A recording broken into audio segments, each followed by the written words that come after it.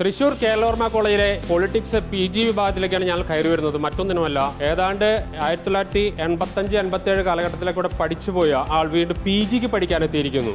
Mister Anilkumar വിദേശത്തൊക്കെയും പോയി ജോലി ചെയ്തതിനു ശേഷം പഠിക്കാനുള്ള മോഹമായിട്ട് വന്നതാണ്. ഏത് വർഷമാണ് ഇവിടെ മുൻ പഠിച്ചത്? ഞാൻ 82-ലാണ് ഫസ്റ്റ് പ്രീ ഡിഗ്രിക്ക് വന്നത്. അന്ന് പ്രീ ഡിഗ്രിയാണ്, ഇന്നത്തെ മാതിരി +2 എന്നുള്ള സിസ്റ്റം ഉണ്ടായിരുന്നില്ല. അത് കഴിഞ്ഞിട്ട് പിന്നെ 84-87 ഞാൻ ഡിഗ്രി ഇവിടെ ചെയ്തു, ഹിസ്റ്ററി. അത് കഴിഞ്ഞ് ഞാൻ ഇവിടുന്ന് പോസ്റ്റ് ഗ്രാജുവേഷന് മദ്രാസ് കോളേജിൽ പോയി. അവിടുന്ന് ജേർണലിസം ആൻഡ് മാസ് കമ്മ്യൂണിക്കേഷൻ ചെയ്തു. പതുക്കെ ഇൻറ്റേൺഷിപ്പായിട്ട് ഡെല്ലി കുറച്ച് കാലം അവിടെ വർക്ക് ചെയ്ത് അതിൻ്റെ പിന്നാലെ അവിടെ നിന്ന് ഒരു ഓഫർ കിട്ടിയപ്പോൾ നേരെ ദുബായിക്ക് പോയി. 30 വർഷം ദുബായിലായിരുന്നു. അതിൻ്റെ ഇടയിൽ ഒരു MBA ചെയ്തു അവിടുന്ന് ഒരു 2004 പിന്നെ വളണ്ടിയർ റിട്ടയർമെൻറ്റ് തോന്നി മതിയെന്ന് തോന്നിയപ്പോൾ തിരിച്ചു വന്നു. 2 വർഷമായി. കഴിഞ്ഞ വർഷം ജോയിൻ ചെയ്യണമെന്ന് വിചാരിച്ചാണ്. ചില സാങ്കേതിക ടെക്നിക്കൽ ഇഷ്യൂസ്. അന്ന് പണ്ടൊക്കെ എങ്ങനെയാണെന്ന് വെച്ച് കഴിഞ്ഞാൽ നമ്മൾ നേരെ കോളേജിൽ അഡ്മിഷൻ കൊടുക്കുന്ന ഒരു സിസ്റ്റമായിരുന്നു. ഇപ്പോൾ നമ്മൾ യൂണിവേഴ്സിറ്റിയിൽ ആദ്യം അപ്ലൈ ചെയ്യണം. എനിക്കറിയില്ലായിരുന്നു, അറിവ് കുറവായിരുന്നു. കഴിഞ്ഞ വർഷം ചേരാൻ പറ്റിയില്ല, ഈ വർഷം ചേർന്നു. ഇതിങ്ങനെ വീണ്ടും പഠിക്കാൻ, ഇത്രയും വർഷത്തിന് ശേഷം വീണ്ടും പഠിക്കാൻ ഈ കോളേജിൽ മുന്നേ പഠിച്ചു പോയ കോളേജിലേക്ക് തന്നെ വരണം എന്നൊക്കെയുള്ള എന്താണ് അതിനുള്ള പ്രേരണ? ഏജ് എന്ന് പറയുന്ന ഒരു ബൗണ്ടറീസ് അല്ലല്ലോ. നോളജ് എപ്പോൾ വേണമെങ്കിൽ നമ്മൾ എടുക്കാം. അതിന് ഏജ് ഒരു ബാറുമല്ല. നമ്മൾ കാണുന്ന ഒരു സിസ്റ്റം ഉണ്ട്, ഈ സൊസൈറ്റി ഉണ്ട്. അപ്പോൾ അതിൽ ചെറിയൊരു ട്രാൻസാക്ഷൻ നടത്താൻ പറ്റുമോ എന്നുള്ളൊരു ശ്രമമാണ്. ഏജ് ആയി കഴിഞ്ഞാൽ അല്ലെങ്കിൽ റിട്ടയർ ആയി കഴിഞ്ഞാൽ നമ്മൾ ഒന്നിനും കൊള്ളാൻ പറ്റാത്ത ഒരാൾക്കാർ ഒരു ഭാഗത്തിരിക്കുക, കുട്ടികളെ അല്ലെങ്കിൽ കുട്ടികളെ നോക്കിയിരിക്കുക എന്നുള്ളൊരു കൺസെപ്റ്റിലാണ് സാധാരണ ഞാൻ എൻ്റെ കാറ്റഗറിയിലുള്ള ആൾക്കാരൊക്കെ കാണുന്നത്.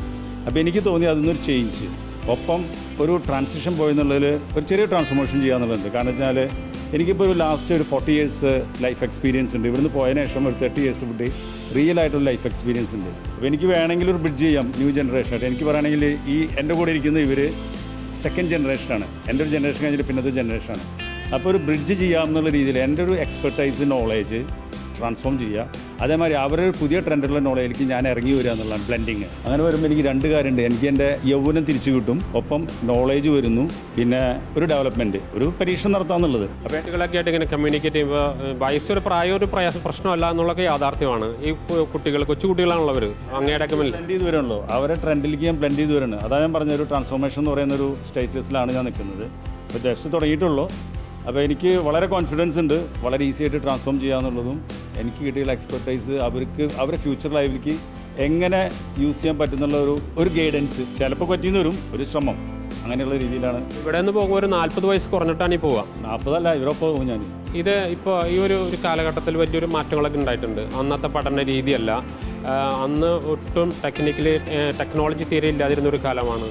അതെങ്ങനെയാണ് ആ ഒരു മാറ്റം നോക്കി കാണുന്നത്? ഇതിൻ്റെ ഇടയിൽ നിരവധി പഠിച്ചിട്ടുണ്ടല്ലോ അവിടെ പോയിട്ട്. അതെനിക്ക് ആക്സസ് ചെയ്ത് വരുന്നുള്ളൂ. കാരണം വെച്ചാൽ ഇപ്പോൾ പുതിയ ഒരു സിസ്റ്റത്തിലേക്ക് ഞാൻ ജസ്റ്റ് 1 week ആയിട്ടുള്ള വന്നിട്ട് തുടങ്ങിയിട്ട്.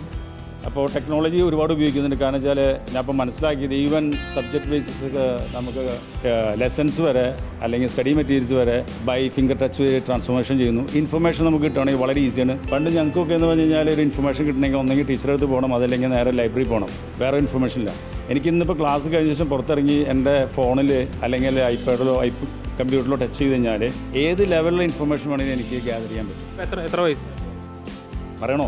പറയാം. വളരെ സീക്രട്ടാണ്. 59. എൻ്റെ ഷഷ്ടിപൂർത്തി. കുട്ടികൾക്കൊക്കെ കൗതുക ചുറ്റുവരുന്നവർക്ക് 59 ആണെന്ന്. അവർ 15. എൻ്റെ ഷഷ്ടിപൂർത്തി ഇവിടെ വെച്ചിട്ട് ചെയ്യാനാണ് തീരുമാനം. ഏതായാലും കേരളവർമ്മ ഒരുപാട് കാര്യങ്ങൾക്ക് ലോകത്തിന് മാതൃകയാണ്. ഒരുപാട് അനുഭവങ്ങൾ നൽകിയിട്ടുണ്ട്. രാഷ്ട്രീയമായാലും സാംസ്കാരികമായാലും ഒക്കെയും ഒരു പുതിയ എനിക്ക് തോന്നുന്നു ഞാനും കേരളവർമ്മയിലെ ഒരു പഴയ വിദ്യാർത്ഥിയാണ്. ഇത്തരമൊരു അനുഭവം കേരളവർമ്മയിൽ ആദ്യമായിട്ടാണെന്നാണ് തോന്നുന്നത്. 59 വയസ്സിൽ എൻ്റെ തോന്നലാണ് 59ാം വയസ്സിൽ വീണ്ടും പഠിക്കാൻ മുന്നേ പഠിച്ചു പോയ കോളേജിലേക്ക് എത്തുക, ക്ലാസ് മുറിയിൽ കൊച്ചുകുട്ടികൾക്കൊപ്പം ഇരുന്ന് തൻ്റെ അനുഭവങ്ങൾ കൂടി പകർന്നു നൽകാൻ കഴിയുന്ന വലിയൊരു അവസരം. ഒരു കൂടുതൽ വളർച്ചയാണ് പഠിക്കാൻ വന്നിരിക്കുന്ന മിസ്റ്റർ അനിലും ലക്ഷ്യം വയ്ക്കുന്നത്. ഏതായാലും എല്ലാവിധ ആശംസകളും അനിലിൽ ചേരുന്നു. Reporter Jaison, reporter, Thrissur.